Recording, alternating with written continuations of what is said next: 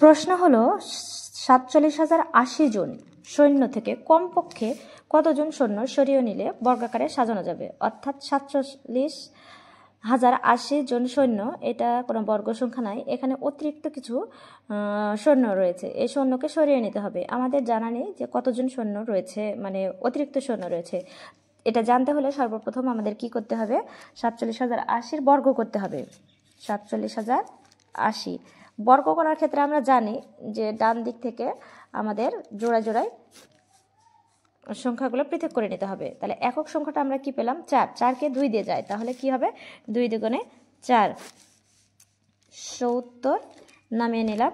তো এমন একটা সংখ্যা বাছাই করে নিতে হবে যে সংখ্যাটা 2, যে ভাগফল পেলাম সে ভাগফলের ডাবল সংখ্যাটা আবার ভাজক হবে, তাহলে 2 দুগুণে 4।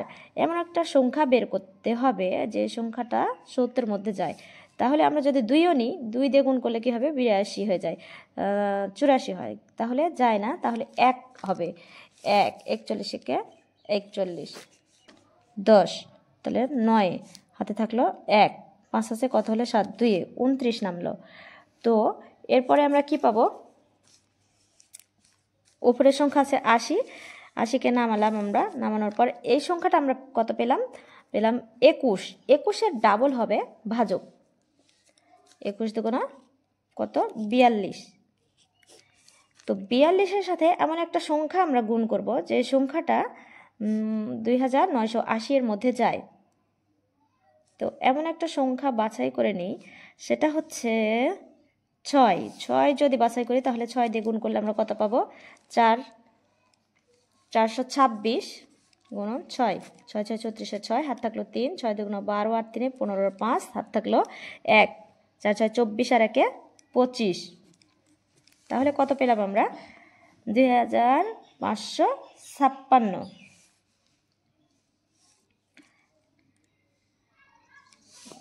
2556। 6 আছে কত হলো 10, 4-এ হাত থাকলো 1, 6 আছে কত হলো 8, 2-এ 5 আছে কত হলো 9, 4-এ 424 জন সৈন্য, তো 16।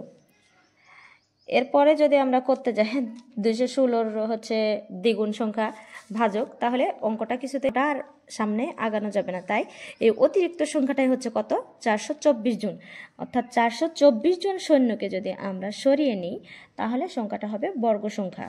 অতএব আমাদের উত্তরটাও হবে 424 জন সৈন্যকে সরিয়ে নিলে